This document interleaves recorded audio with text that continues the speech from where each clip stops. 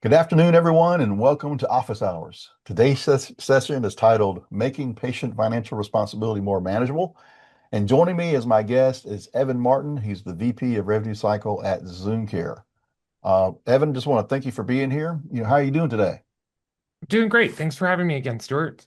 Awesome, awesome. It's Excited for always, today's topic. yeah, I know. And it's always great to have you on as well because, you're going to speak a plethora of stuff, because you really bring, a practical perspective, to the conversation, because this topic is not just about patient balances, which is what we're going to talk about, or payment plans, which is what we're going to talk about, but it's also about how organizations think through patient financial journey. You know, think about that journey the patient has to take and the options that they can realistically offer. How that differs depending on the kind of organization that you're in. So you're going to kind of go into that as well. So what we're going to talk about today, everyone, is how providers, especially for nonprofit organizations, can create a more manageable and more patient-friendly financial experience by starting earlier, setting expectations very clearly in the beginning, and giving patients practical options before the financial conversation turns into collections issues. Sounds like right up your alley, Evan. Yeah, hopefully. We'll see how we go. We'll see how we go, right? Now, as always, just a reminder to everyone that we will have some Q&A at the end. So we'll get to as many of those as we possibly can. Just drop them in the Q&A box. And also, I welcome comments. You always know that if you have something to say, something insightful, drop it in there and we'll try and read comments as well. So with that, Evan, you ready to dive in? Yeah, let's do it. Awesome, awesome. So yeah, you made a really important distinction in our earlier conversation when we were prepping for this episode between what nonprofits can often offer patients and what for-profit organizations are typically set up to offer. Can you unpack that difference and explain why it matters so much in the patient financial journey? Yeah, I think from uh, I work currently for a for-profit entity. I spent most of my career working for nonprofits. So when I think of a nonprofit world, they have payment plans without interest rates. They have huge financial assistance programs. Many of them also have Medicaid screening programs, both for medical practice groups and for health systems. And I think it's just, they have this wide variety of also being able to leverage local community grants and funding and things of that nature to really help support their patients. And a lot of them also have nonprofit elements in their fundraising groups that are picking out additional fundings where somebody said, "Hey, I'm going to donate, $1 million of my trust to your organization to help support patient families, patient transportation to and from appointments." So there's this plethora of service agencies that are available and that they leverage. They also have to, as a nonprofit, adhere to how much community give back that they have to do and community resources. So they look at the financial journey of a patient sometimes differently than how we do as a for-profit. You see for-profits offer short-term payment plans. Some of those are offering interest rates. A lot of them don't do financial screening, especially if they don't accept Medicaid. They also don't offer other alternatives for financial assistance. A lot of them will offer like vouchers for taxi cab services, things of that nature to keep their patients that might have a few community issues at bay, but you don't see them really targeting that patient population. And you also see how they have the conversation about financial assistance differently with a patient for upfront collections versus at a nonprofit would do.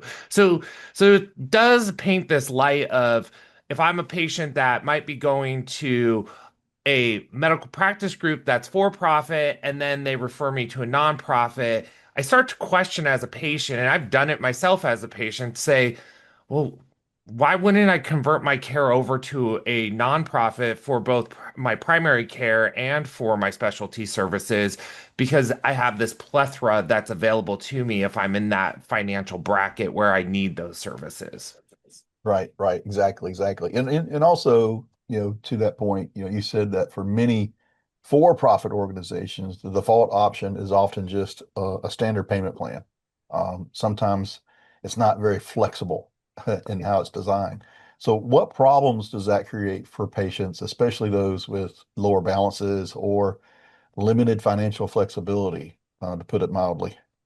Yeah, I think this is going to become an even bigger issue, Stuart, as hopefully we'll dive a little bit into that one big, beautiful bill act that's coming around, because I think this is going to really heightens the conversation, especially around self-pay in patients that are purchasing independent funded insurances as well, and that becoming more costly for them. But what really it for this portion, what really I see as the biggest limiting factor for patients is if I have $1,000 balance, some organizations are for profit will only give you like they have a minimum payment due of $100 a month. And if Mm. I have $1,000, it might not meet that threshold of being able to pay that off over 10 months. It might have to be paid off in 3 months. So really, I'm taking that and doing a split. That, automatically puts a hardship on because none of us want to experience, oh, we have this host of medical bills that just came out of nowhere. I wasn't anticipating getting the flu or needing a CT. And all of a sudden now I have this large balance that Mm. I didn't work it into my family's expense every month. Right. But I could put it over a period of time at a shorter payment. But we're seeing a lot of them not have large, long-term payment plans. The longest that I've seen is 24 months.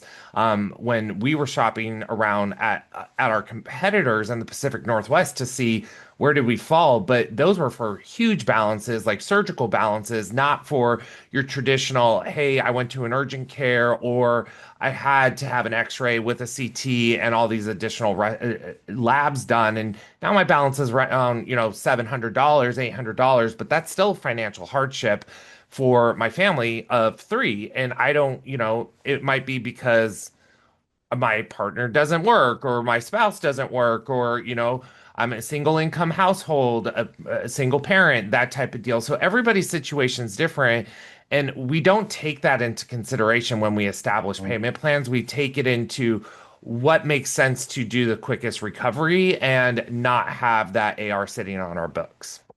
Right, exactly. And it's almost like when you diagnose people for any illnesses, there's always some comorbidities or some other, ailments that are factors. Maybe there's social determinants of health that play a factor. It's the same with your financial health. Your physical health makes a difference based on your environment, what you're eating, what your diet, if you're eating, if you're not eating, if you're sleeping, whatever.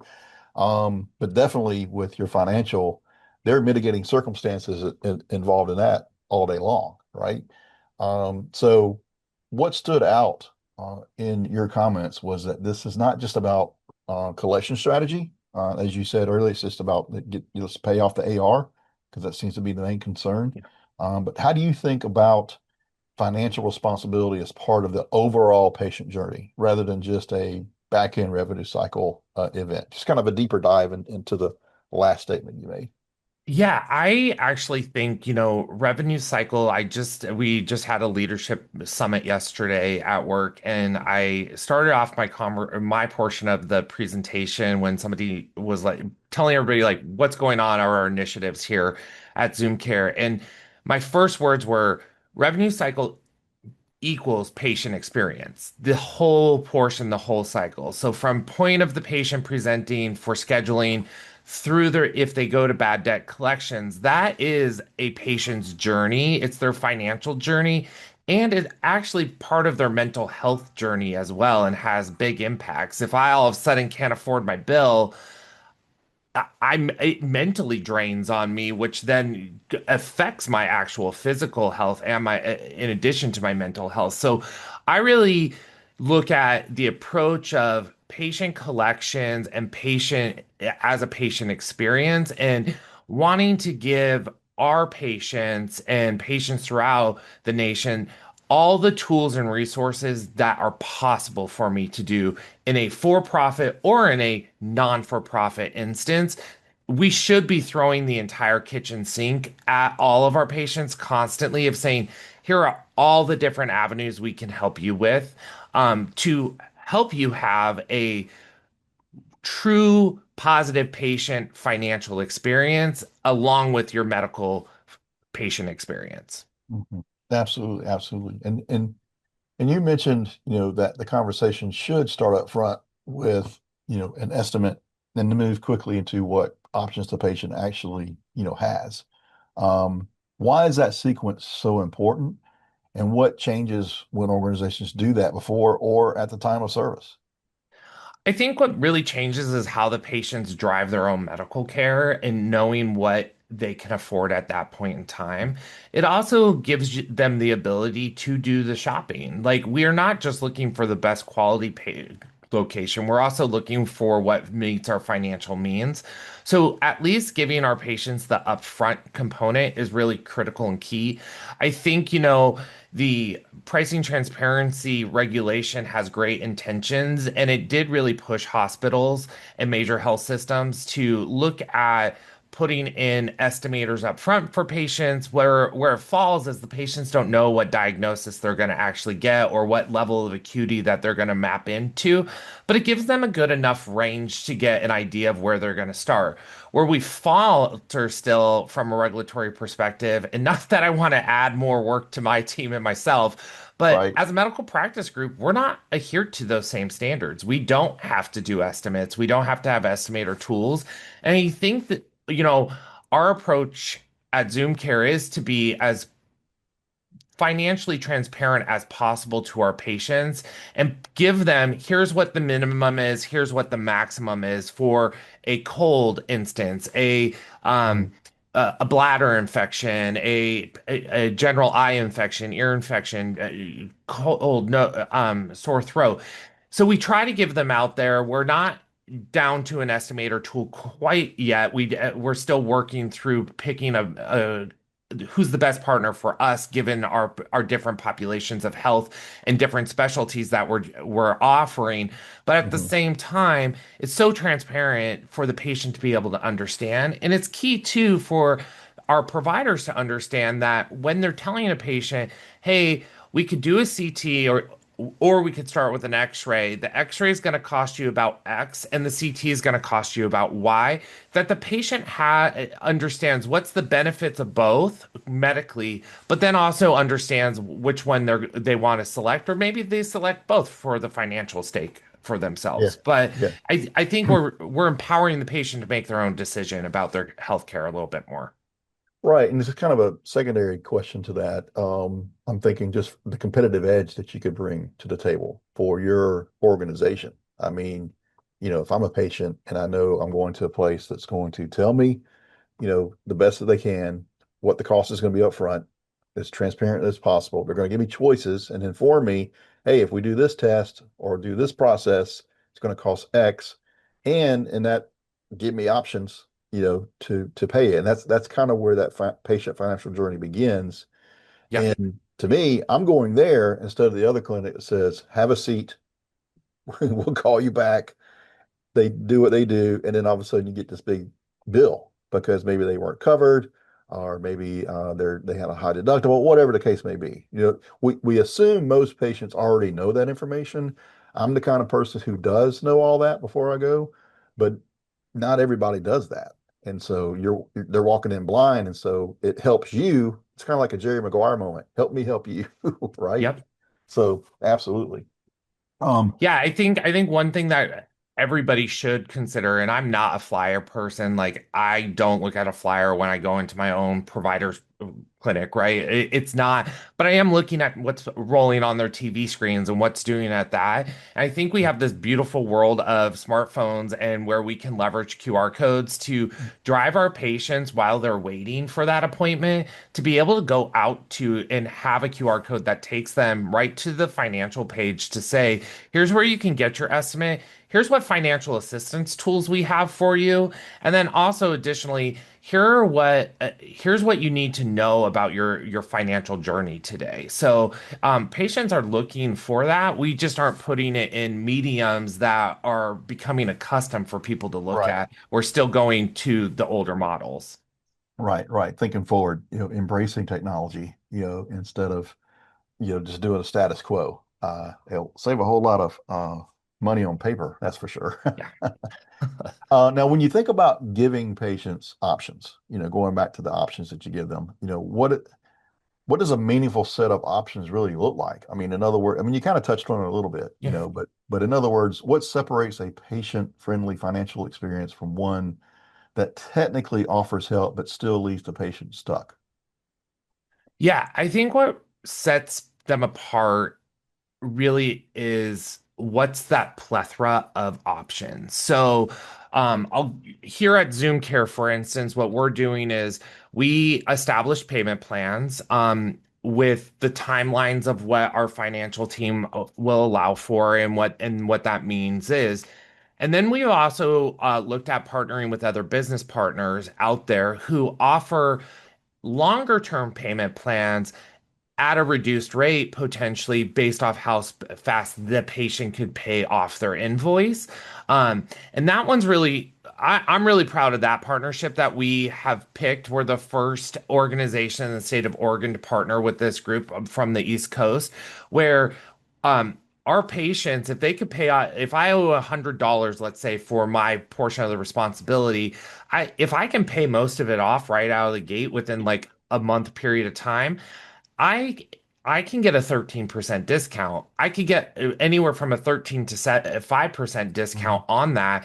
And they've already paid me as the provider group the dollars up front because the patient's enrolled into their payment plan portion. So within 14 days, I'm getting the payment once the patient said, "Yep, please pay my organization." So we're partnering with groups like that. So patients have can do our traditional payment plan, or they could go to a business partner. Additionally, having financial assistance packages that don't necessarily, as a for-profit, have to meet the FPL, but if you have something that helps a patient in that journey, even if it's a 50% reduction or a 45% reduction in addition to whatever your self-pay rate might be if they're a self-pay patient, or even if they're not a self-pay patient and they have coverage, having those abilities to really screen them and screen their family population to make that determinants. And you don't even have to do it like a nonprofit where it stands for a full year. You can do it where they have to reapply every 6 months. That's the beauty of being at a for-profit. You can tailor it to match what nonprofits are doing, but tailor it to what your financial means as an organization. So you're still meeting that intent of profitability for your organization. And then I think the other portion is it costs us nothing to help patients screen themselves for Medicaid. It Mm. really is where we could educate them, point them to the websites where they can go out and do the online, do I qualify 5 minute screening? And if they do, then they can enroll in it. And we point them to a Medicaid provider. My organization doesn't accept Medicaid right now, unless it's a secondary coverage, but we are pointing them and helping refer them to an in-network provider for future care. So we'll give them the free care for that first visit, and then we're really pointing them to, hey, here's where you really should go. Let us help you get established there with that other organization who is set to take care of you, and it will help you financially long term, so you're not identifying Oh, as a absolutely. self-pay patient. I think the That's other awesome. portion that we're missing here is everybody should be screened for additional coverage. So we've a lot of patients, and I see it a ton in our Seattle market. I'm a college student. I don't quite remember what my coverage is. I just come in for an appointment Mhm. and I'm asking my parents, but they're not texting me back and getting back to me. So I end up marking as self-pay. We can help our patients by doing coverage discovery for them and running Right. it through coverage discovery platform and saying, you know what, Josh, we found you. We found what your insurance is. It's under your parents. We've added it to your account. You're good to go. That helps ease the younger generation that doesn't always have that material right at hand for their own visits. So I think it's really about that full centric journey up front, giving them those options so that they know what we could be providing them. Additionally, post, anytime we're calling for collections with a patient, we should be sharing that information. And if you have the ability to update your statements with it on the back. Like, here's all of our options for you. There, Oh, wow. That's a great idea. That's awesome.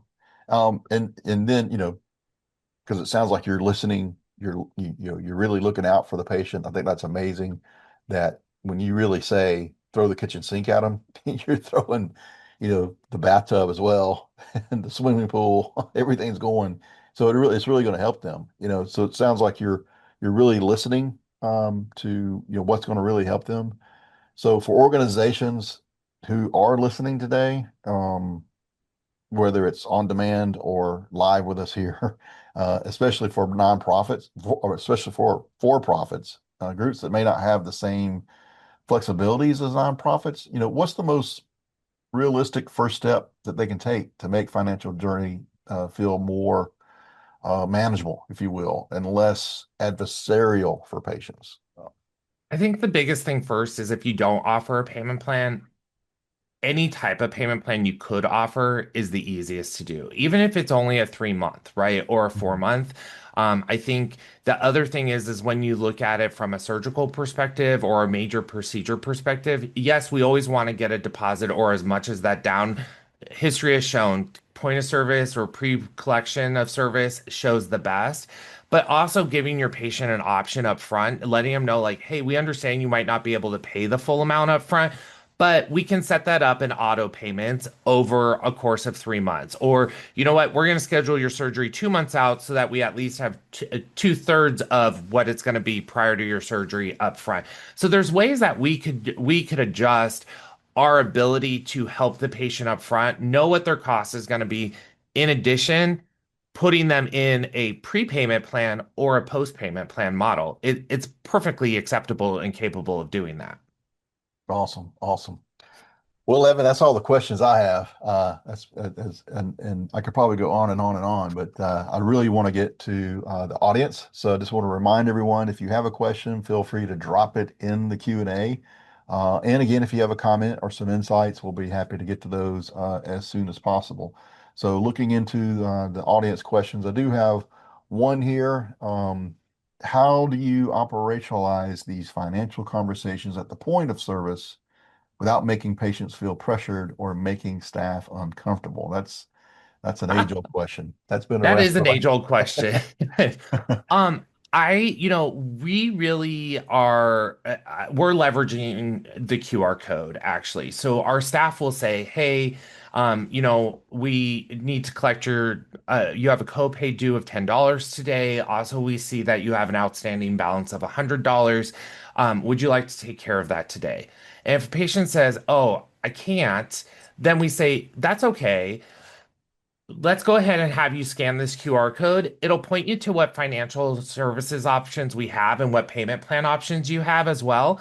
And you can always reach out to our business office colleagues for assistance as well. So that's the extent of our conversation with our patient in the clinic setting is really just helping point them to the tool and resource and the team who can long-term support them.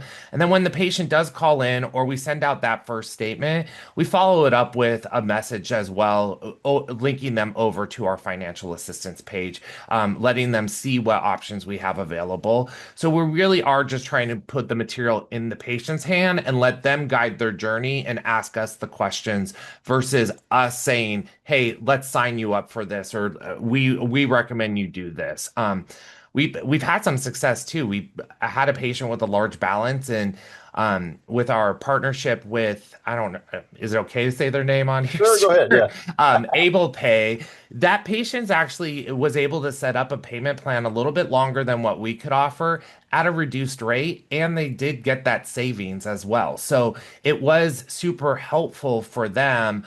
And the patient came back and said, thanks. I would have never known to sign up for this free service basically to consolidate, and they were able to consolidate other bills with other health systems with Able Pay. So it wasn't just paying ZoomCare, but they're able to pay off with other health systems as well in one lump payment versus it's kind of like a consolidated payment plan across entities versus it being solely for with us at one to one. That is awesome. That is awesome. So, and it's also, another question that we have from the audience here is, what metrics should leaders watch to know whether changes in estimation, verification, patient payment options are actually improving both the patient experience and financial performance? Yeah, that's a good Yeah. question. Yeah, that's a great question. I think the first one that I always look at is where's my self-pay AR sitting, and then how many patients have actually applied for one of our plans or signed up for one of our plans. That metric alone tells you are they leveraging your services or not. And then from there, the verification portion is really around, looking at coverage discovery, how many times have we pre-verified, and then verifying estimates too. If you provide an actual estimate, running your estimate and holding true to that for your patient is what's key. I understand it's just an estimate. We apply it just like we would in ABN, saying, hey, 20% or $100, whichever is the higher of, is what how we're going to append it and make sure that we're keeping within the same range as what we would for a Medicare patient with an ABN out-of-pocket portion. So we really try to measure those and see are we meeting that same portion? And if we gave a patient an estimate and we provided that exact same service, but they had a higher acuity. We also go back and let the patient know, like, hey, you might experience your visit took longer than what we probably estimated today, it being. So I just want you to know you're probably going to see a higher price come through. And if that's a trouble, please just call our business office and they'll see what they can do to assist you. So. Right. Perfect, perfect, awesome. Well, and I don't see any other questions. I'm checking it one more time. But yeah, so that's it for today. Evan, always, thank you. You're actually a regular on office hours, and it's always amazing information that you bring because it's such practical, experiential information as well. It's more than just knowledge. So really appreciate you being on today. Thank you for having me. It's always a pleasure, and this is a near portion subject near and dear to my heart. I've been luckily enough, my leadership at ZoomCare has been very supportive of us bringing this to our patient population. Oh, that's awesome. That's awesome. And I want to thank everyone else for joining us live on office hours. We do repurpose this for our podcast, Revenue Cycle Optimized. So that'll always release the Tuesday after we air. So you can see it next Tuesday if you didn't get a chance to, or if you want to watch it again or share it with some of your friends. Be sure to do that. And it's also will be available on demand on our website at infinix.com, where you can also find articles, case studies, and solutions about everything RCM. So with that, I want to thank everyone for joining us, and we'll see you next week on Office Hours.